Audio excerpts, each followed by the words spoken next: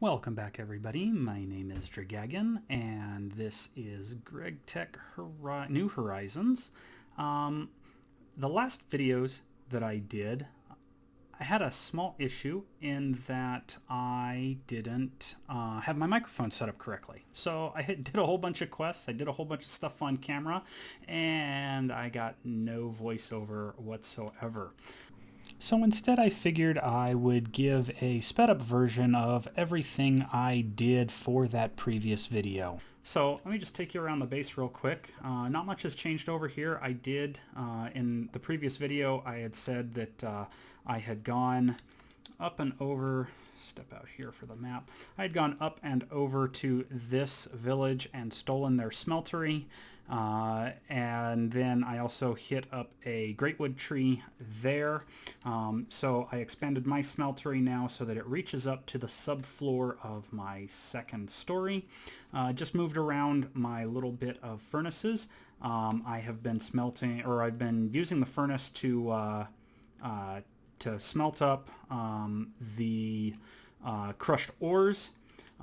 Originally I had my steam items here, but I finally completed my iron tank, and so I rerouted everything to be over here. Essentially later on these two spots will be railcraft boilers, one for solid fuel and one for liquid fuel, and both of them will pump into what I have marked out as a max sized tank. It will probably be the steel tank versus the iron tank.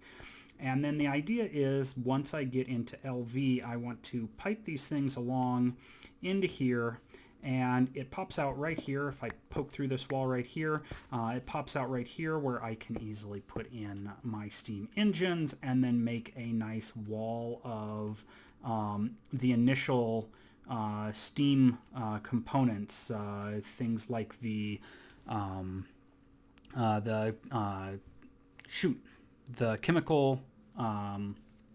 chemical mixer, or sorry, I'm mispronouncing that one, the polarizer, things along that line. Also, if I jump up over out here and open up my map, you can see that I have explored quite a bit. I've basically gone out in quite a large square, skipping a couple of the things that are out in the water. And then I did a little bit of exploring up here. I was following the river looking for aluminum, found a slime island, came back down and across. I also edged out a roguelike dungeon there, but then I came back over here and I was doing a little bit of digging around, and you can see I found both lapis and diamond, as well as some more gold, some more oil sands, some rock salt, which I hadn't found before. So that is all pretty good. I haven't gone over here. I thought I would initially need rubber trees. You can see my wall of rubber trees. I have several of the other trees ready for when we get to the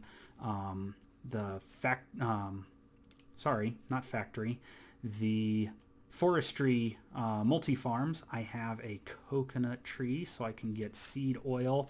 I have some other fruits and nuts in order to get other seed oil, or maybe the fruit juice and stuff to look at those things. And outside of this tree, I need to chop this tree down and replant it because it's got one spot way up there where I can't even jump and reach. But the rest of them have 1 to 2 spots on this one facing side so that I can quickly harvest all of that stuff. I've also planted 4 of my aluminum ore berries. I intend on going back to the far side over here and, you know, taking out 2 areas there so that I can make a row with 2 blocks in between, so I can go plant, block, plant, and that way I can walk between them without trampling them and not getting hurt by these, because if you walk over these guys, they do hurt. They'll poke you and you'll take a little bit of damage. So anyway, that is the quick down and dirty base tour. For today, my goal is to complete this blast off quest. Now what that means is that I need to make the primitive blast furnace. They give you the first initial list of stuff to collect: 576 clay, 24 cobblestone, and 12 flint, which helps you get the 4 furnaces, and then they want 28 plates. So thankfully I have my forge hammer that I've been making plates slowly. So in my inventory I've got 12. It took, I want to say, 220 iron ingots to make this thing once I had the forge hammer. So having that forge hammer before making this thing, while a little bit time consuming because you have to work almost directly with your furnace, I did make a couple of pipes to give myself a little bit of leeway. In particular, the one that I use the most is the one that's right back there, the large bronze fluid pipe, because it does hold almost 5,000 millibuckets of steam. So that was pretty handy, and then I could do these things. And primarily I was running my macerator with this little contraption here so that I could put in a ton of iron, have it ground out, smelt it in my furnace array, and then every time that slowly builds up enough steam over time that I would then occasionally run the alloy smelter and create more bronze so that I could make the rest of these items and everything else. So today's goal, finish up the iron plates. The only reason it counted before is because I used that to make the railcraft tank, and then making the rest of this. Now, one thing to note, they want you to make 144 clay dust. In my previous video I had stated it, but I'll have to restate it here. Up on the mountain is the cyan clay up there. If you go and harvest those, it stays in its block form, and each one of those will give you the clay dust that you're looking for once you macerate it. So it's a lot easier to go up a mountain, grab a whole bunch of clay from that, and then macerate that, rather than using up your potentially clay pile there, and you can use the clay and sand later on in your alloy smelter in order to make yourself some more coke ovens, because it wants you to make 10. I've got spots laid out for 8. I plan on doing another set of 8 up above and then another set of 8 down below that are then all piped together, so that when I get to Steve's carts, this area back behind here can be converted to a Steve's cart farm, and all the wood can be brought in and then processed, and then feeding these 2 boilers, and of course growing the base that way. So I am going to continue to gather up materials, in particular the calcite dust, as well as later on I need the gypsum dust. So I'm going to go gather those materials, and I will see you when we should be about ready to make our first blast furnace, which will go right over here. All right, I am back again. I have in my inventory, I don't know how many, that's 6 3/4 of a stack of bricks. And I was recalling that for those of you who haven't done this quest before, if you notice, this quest right here is a retrieval task. So when it says 432 bricks, make sure you have all 432 bricks before you move on to the next step and start the brick dust. The reason for that is, I did this in a previous game. I started combining these into the full-size bricks and then started breaking them down, and I had to wait until I built another one of these blast furnaces before I got credit for this one, simply because as I was firing the clay bricks into actual bricks, I was already combining and breaking them down into brick dust. Again, brick dust, you can either grind it and get the small ones, or if you take the time and have enough enough of the water and that kind of stuff, you can actually make them into the full-size bricks and then break them down straight into the larger brick dust. So it takes a little bit less time on the macerator, but it goes quite a bit faster, since you can see here that it takes 1 second to process this versus the 20 seconds to process this. So, you know, you figure you're doing 400 and some odd bricks. Do you really want to wait the 20 seconds each or waste that many mortar and pestles? Or do you just want to go find some water and turn these things into the larger sized bricks, which then take 1 whole second to break down? So I have all the rest of my materials. I've got the 2 1/4 stack of clay dust, the 72 calcite, the 36 quartz sand, 36 stone dust.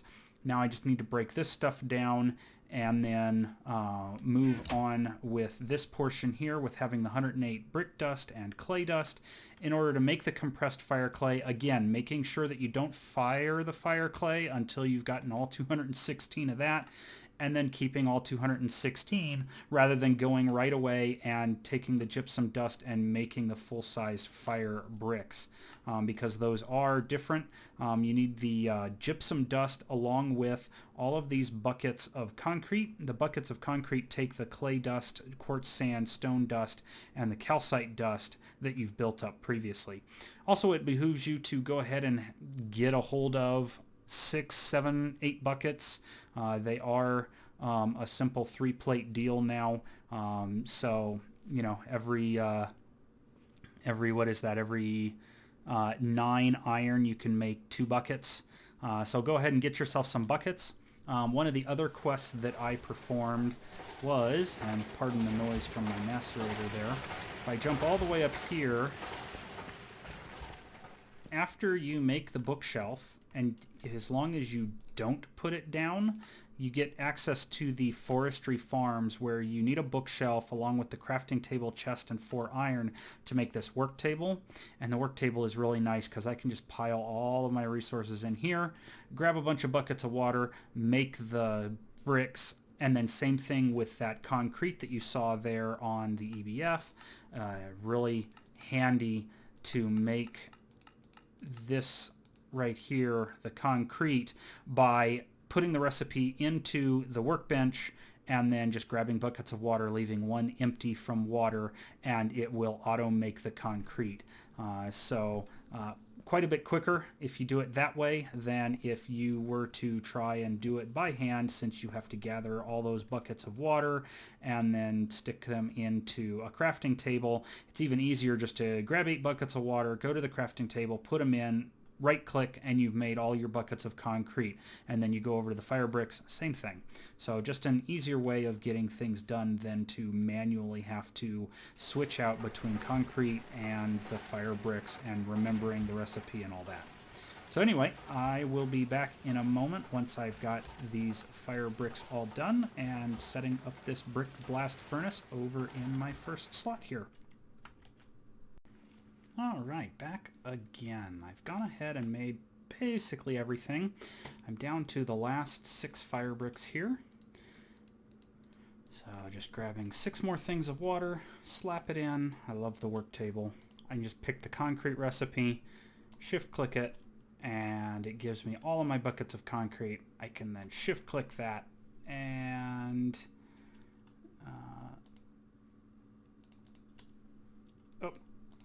there we go. The rest of the gypsum ore. And there we go. All 36 of my fire bricks are complete. I've got basically everything. The very last thing I need to do is make this bricked blast furnace. So just as simple as 1, 2, 3, 4. 1, 2, 3, 4. And my wrench. And there it is. And there is my bricked blast furnace. Fantastic. Now, you'll notice these are retrieval tasks, not crafting tasks. There is a slight bug with the workbench here, where what can end up happening is, rather than it giving you credit, I had this happen on the electronic circuits. If we take a look at the electronic circuits,